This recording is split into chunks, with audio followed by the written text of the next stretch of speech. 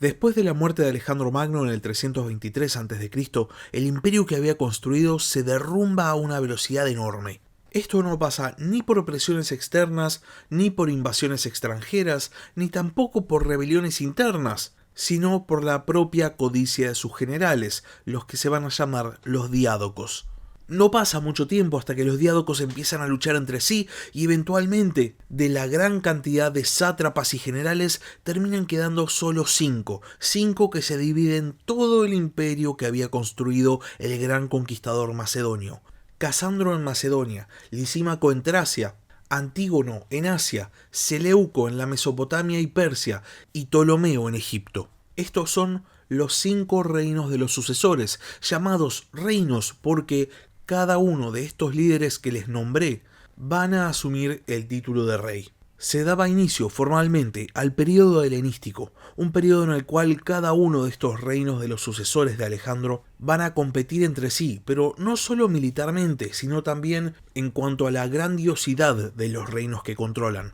Y como la competencia dejaba de ser acerca de quién controlaba el imperio de Alejandro y ahora era una competencia de poder y prestigio, empiezan a aparecer nuevos competidores, nuevos reinos, también helenísticos influenciados enormemente por la cultura griega, que van a buscar competir de igual a igual con los diádocos. Dentro de este mundo nuevo, este mundo de enormes posibilidades, aparece una figura histórica que va a destacar no solo por sus proezas militares, sino también por ser el primero de estos monarcas helenísticos que en vez de mirar hacia el este, mira hacia el oeste. Estamos hablando de Pirro, rey de Epiro y enemigo de Roma. Sean bienvenidos a La Barba Roja de Barba Roja, un espacio para hablar sobre curiosidades de la historia.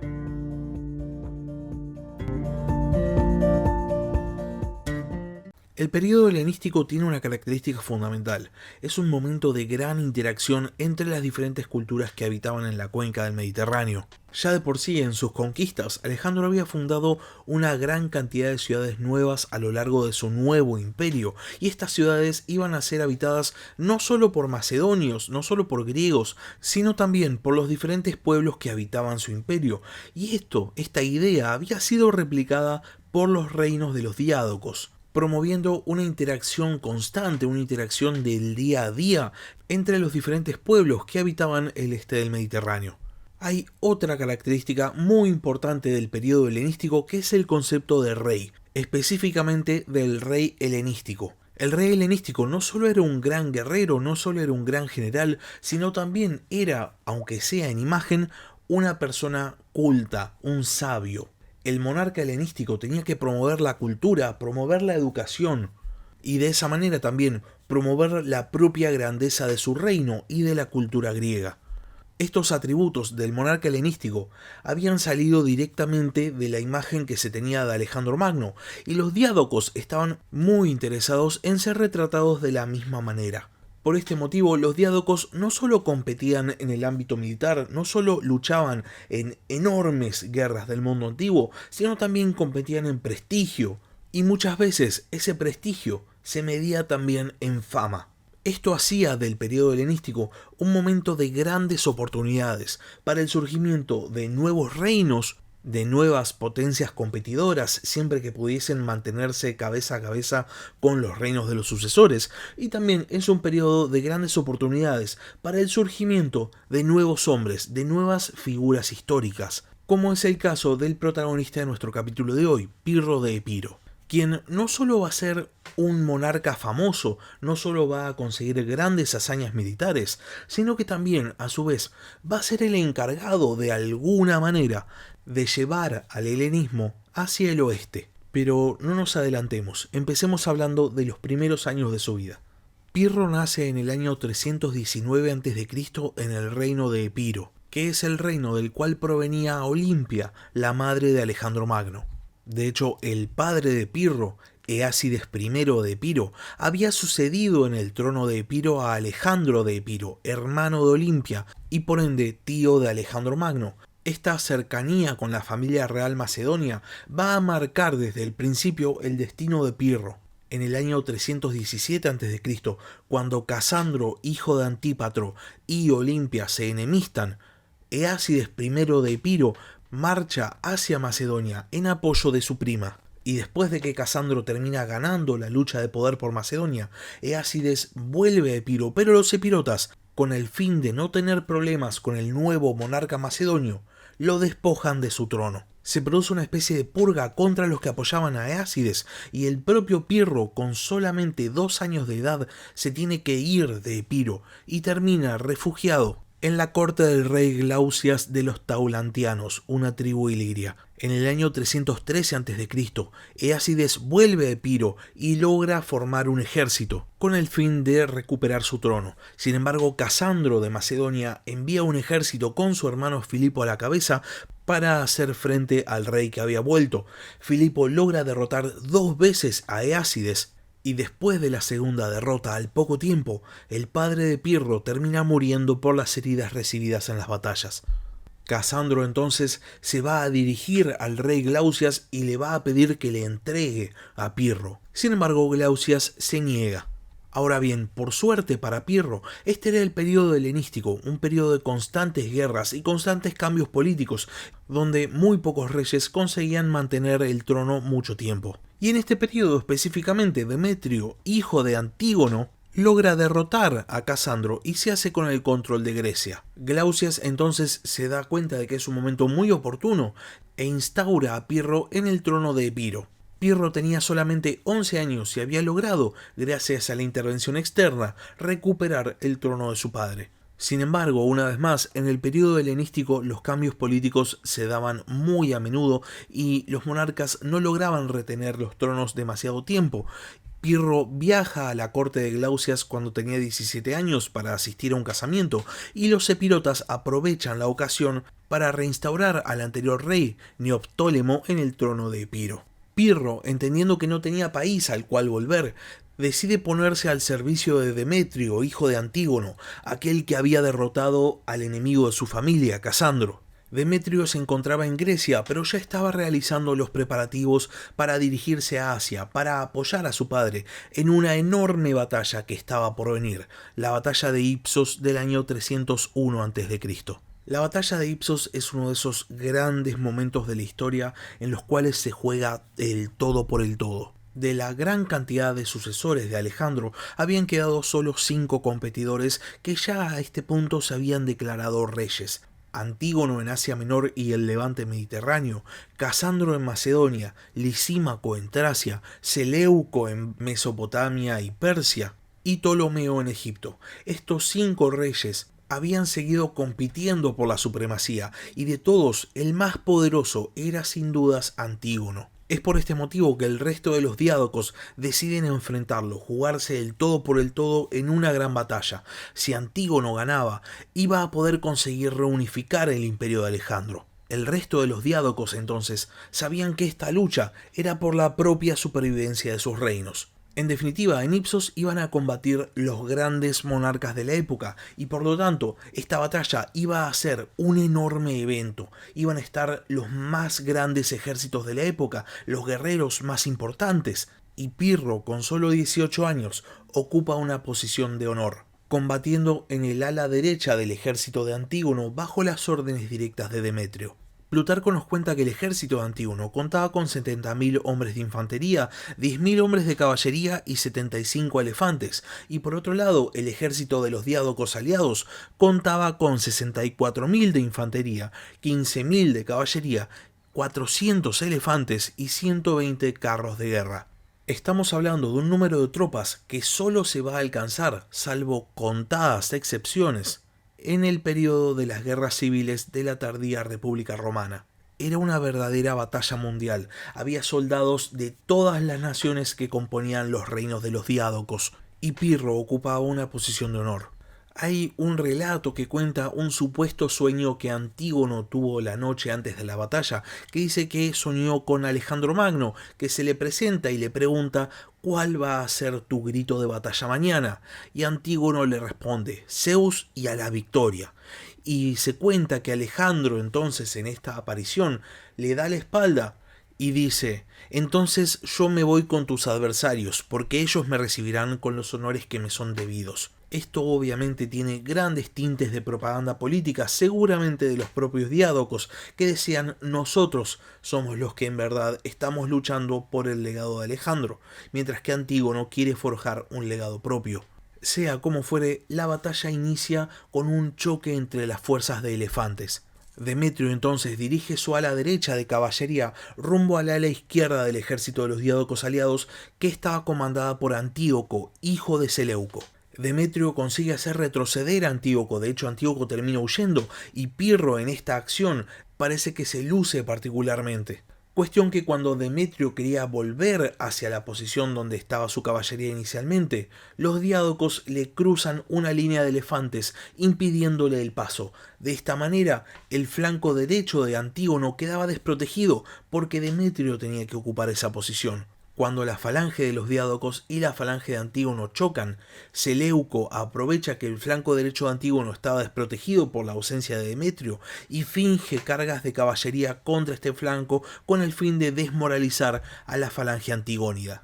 Esto termina mermando completamente la moral del ejército de Antígono, que termina saliendo derrotado. El propio Antígono muere en la batalla y Demetrio y Pirro logran escapar. Los diádocos vencedores se van a dividir el reino antigónida. Casandro se queda con Grecia, Ptolomeo se queda con el sur de Anatolia, Lisímaco con el oeste de Asia Menor y Seleuco con gran parte de Asia, incluyendo el levante mediterráneo. Demetrio consigue llegar hasta Éfeso y de ahí navega hasta Grecia, pero se entera cuando llega a Grecia de que sus guarniciones habían sido expulsadas. Ahora este era territorio de Casandro. Entonces deja a Pirro a cargo de la causa antigónida en Grecia y él mismo parte hacia el Quersoneso Tracio. Pirro por el momento había dejado de ser un monarca y ahora era una pieza más dentro de la competencia por el poder entre los diádocos.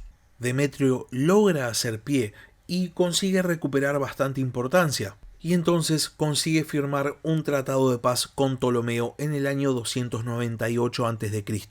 Dentro de las cláusulas del tratado se estipulaba que Pirro iba a ser enviado como rehén a Egipto. Ptolomeo estaba al tanto de la importancia que Pirro tenía para Demetrio. La cuestión es que Pirro viaja a Egipto y en muy poco tiempo consigue hacerse con el favor de Berenice, la esposa de Ptolomeo I. Y entonces Pirro se casa con Antígona, hija de Berenice, con su primer marido. En el 297 a.C., Casandro muere y Ptolomeo decide reinstaurar a Pirro en el trono de Epiro. Con este fin le otorga un ejército y lo manda de vuelta a su tierra natal. Cuando Pirro llega a Epiro, decide no encarar una guerra civil con el fin de conseguir el trono y por el contrario decide negociar con el rey Neoptólemo. Neoptólemo era hijo directo de Alejandro I de Epiro y por ende era primo segundo de Pirro. Pirro y Neoptólemo eligen pactar y deciden compartir el gobierno. El problema es que al poco tiempo empiezan a conspirar uno contra el otro. A Pirro le llega la información de un complot contra su vida y entonces decide actuar primero. Invita a cenar a Neoptólemo y lo asesina, transformándose en el único gobernante de Epiro. Y entonces, como único rey, decide que es tiempo de expandir Epiro. Pirro va a aprovechar un conflicto dinástico entre los hijos de Casandro en Macedonia para conseguir nuevos territorios. Alejandro, hijo de Casandro, pide apoyo a Pirro contra Antípatro, su hermano, y Pirro acepta a cambio de grandes concesiones de tierra en Macedonia. El tema es que Alejandro también pide ayuda a Demetrio, y Demetrio también en un principio lo va a ayudar, pero después va a viajar a Macedonia, lo va a asesinar y se va a hacer con el control de la parte oriental del reino. Pirro entonces decide seguir expandiendo su reino. El tema es que Epiro limitaba con el dominio de Demetrio, pero Pirro consideraba que ahora era un jugador importante, entonces decide, traicionar a su antiguo aliado, y aprovechando que Demetrio se encontraba asediando Tebas, invade Tesalia. Demetrio se entera de la movida de Pirro y deja a su hijo Antígono Gónatas asediando Tebas y se dirige al encuentro de Pirro. Y parece que Pirro había calculado mal o no tenía en cuenta la cantidad de tropas que Demetrio tenía, entonces cuando se entera de que Demetrio está yendo hacia él, decide retirarse a Epiro. Para este punto, la relación con su antiguo aliado estaba totalmente rota, y de hecho su segunda esposa, llamada Lanasa, lo va a abandonar y se va a ir con Demetrio, llevándose su dote y el gobierno de la isla de Córcira, justo enfrente del reino de Epiro. Y encima la situación iba de mal en peor, porque Demetrio empieza a planear una invasión a Epiro. En el 289 a.C., Demetrio invade los territorios de la Liga Etolia, aliada de Pirro. Los etolios niegan el combate y se retiran, y Demetrio entonces se va a dedicar a saquear los campos de los etolios, deja un destacamento de su ejército y se dirige hacia Epiro. Mientras tanto, Pirro, que ya se había enterado de esta situación y estaba reclutando un ejército, se moviliza rumbo a los territorios de la Liga Etolia. Interesantemente, Demetrio y Pirro iban en direcciones opuestas, pero no se cruzan. Demetrio llega hasta Epiro y saquea el territorio, y Pirro llega hasta el territorio de la Liga Etolia y se enfrenta al destacamento del ejército de Demetrio. Pirro contaba con unos 20.000 soldados, mientras que el destacamento dejado por Demetrio y comandado por Pantauco contaba con 11.000. Los ejércitos chocan y en el medio de la batalla, Pantauco desafía a Pirro a un combate singular. Pirro acepta y los dos se enfrentan, primero con lanzas y después pasan espadas. Pantauco consigue herir una vez a Pirro, pero Pirro consigue herir a Pantauco 2 veces, una en el muslo y otra en el cuello. Los guardias del líder Antigónida se lo tienen que llevar del campo de batalla, y entonces el ejército de Pirro, motivados por la victoria de su líder, reanudan el ataque y consiguen una victoria, logrando capturar a 5.000 prisioneros. En esta batalla, Pirro recibe el apodo de Aetos, águila, por parte de sus soldados. La victoria de Pirro llega a oídos de Demetrio, que decide volver a Macedonia. Pirro, por su parte, libera a los prisioneros y vuelve a Epiro. Este había sido su primer intento de expandir su reino, y si bien no había sido exitoso, aunque sea había conseguido fama, lo cual para este periodo era muy importante. La rivalidad entre Demetrio y Pirro continúa, y en el año 289 a.C., después de enterarse de que Demetrio había caído muy enfermo, Pirro decide invadir la parte de Macedonia que Demetrio controlaba. Llega hasta la antigua capital de Macedonia, Egas. Sin embargo, para ese momento Demetrio se recupera y sale a combatirlo, y Pirro una vez más vuelve a sus territorios. Demetrio, por su parte, no estaba conforme con el territorio que estaba gobernando, sino que pretendía recuperar el antiguo reino de su padre en Asia Menor. Y por este motivo, entendiendo las pretensiones de Pirro, le ofrece un pacto, le otorga tierras en Macedonia a cambio de un tratado de paz. Y, habiéndose asegurado su flanco occidental, empieza a planear una invasión a Asia Menor. El resto de los diádocos, Lisímaco, Ptolomeo y Seleuco, enterándose de la ambición de Demetrio de invadir Asia Menor y de reconquistar el reino de su padre, contactan a Pirro y le ofrecen una alianza. La idea era simple: iban a encarar una campaña todos contra Demetrio y se iban a repartir el reino. Pirro acepta y entonces los diádocos inician la invasión. Ptolomeo envía una gran flota al mar Egeo y Lisímaco invade el este y el norte de Macedonia. Pirro, por su parte, espera a que Demetrio marche contra Lisímaco y después invade el oeste del territorio antigónida. Parece que Demetrio realmente confiaba en el pacto que había hecho con Pirro, porque había dejado todo el oeste de su territorio completamente desprotegido.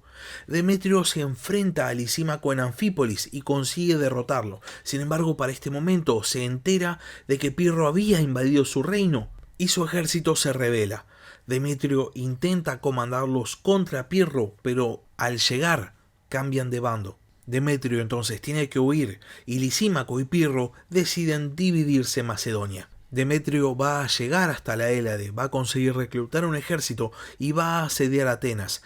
Los atenienses piden ayuda a Pirro y Pirro consigue expulsar a Demetrio. Los ciudadanos de Atenas, como muestra de agradecimiento, van a erigir un busto de Pirro dentro de la ciudad. Después de esto, Pirro y Demetrio van a hacer un nuevo pacto. Sin embargo, este pacto tampoco va a durar. Una vez que consigue nuevamente hacer pie, Demetrio invade Asia Menor para atacar los territorios de Lisímaco, que eran básicamente los territorios que había gobernado el padre de Demetrio. Y entonces Lisímaco pide ayuda a Pirro, y Pirro invade Tesalia. El hijo de Demetrio, Antígono Gónatas, cede Tesalia a cambio de una paz. Este es el momento de mayor extensión del reino de Epiro, y para este momento Pirro era sin duda un jugador importante, pero tal vez no tan importante como pensaba. En el año 285 a.C., Demetrio es derrotado por Seleuco y es tomado prisionero. Lisímaco, viéndose libre de la amenaza de Demetrio, decide que es hora de tomar la parte de Macedonia que estaba en manos de Pirro. Y entonces decide aislarlo. Primero lo que hace es casarse con Arsínoe II, hermana de Ptolomeo II Filadelfo, para este momento el faraón de Egipto. El reino tolemaico había sido un gran aliado de Pirro, de hecho lo habían instaurado en el trono, pero ahora no, ahora iban a ser aliados de Lisímaco. Y después, el gobernante de Tracia hace una gran donación a la Liga Etolia, los otros aliados de Pirro.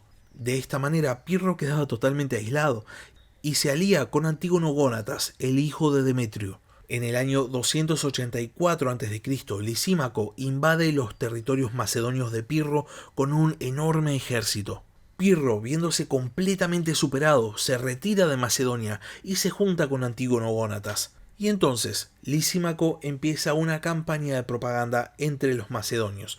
Les recuerda que él mismo es macedonio y que Pirro, por otro lado, es extranjero. Entonces, ¿qué tiene que hacer un gobernante extranjero controlando territorios de Macedonia? La campaña de Lisímaco es un éxito y los macedonios se pasan a su bando.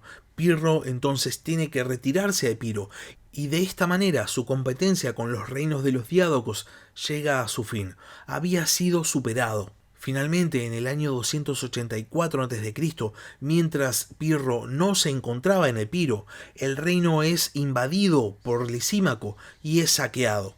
Pirro había aprendido la lección, se había dado cuenta de que los reinos de los sucesores estaban mucho más allá de lo que él podía aspirar. Mirar hacia el este era completamente inútil, así que tenía que empezar a prestar atención hacia otro lado, hacia el oeste, más allá del mar Jónico, hacia un lugar que estaba habitado por numerosos pueblos, entre ellos pueblos griegos, y que nunca había visto a un monarca helenístico. Pero eso es historia para la semana que viene. Hasta acá llegamos con el capítulo de hoy. Si el capítulo les gustó, no se olviden de dar like, no se olviden de suscribirse al canal, tanto en Spotify como en YouTube, y no se olviden de compartirlo. Y si tienen algo para decir, tienen alguna pregunta o simplemente quieren participar en el podcast, pueden escribirme un comentario en la caja de comentarios de YouTube o pueden mandarme un mail al mail del podcast, labarbarroja@gmail.com. Por último, si quieren apoyar al podcast, pueden hacerlo mediante Patreon. Les dejo el link en la descripción del capítulo. Muchas gracias por haber escuchado y hasta la próxima. Gracias por escuchar La Barba Roja de Barbarroja. Si tenés algún comentario, si tenés alguna pregunta o simplemente tenés algo para decir, podés escribir un comentario en YouTube o bien podés mandar un mail a labarbarroja@gmail.com. Hasta la próxima.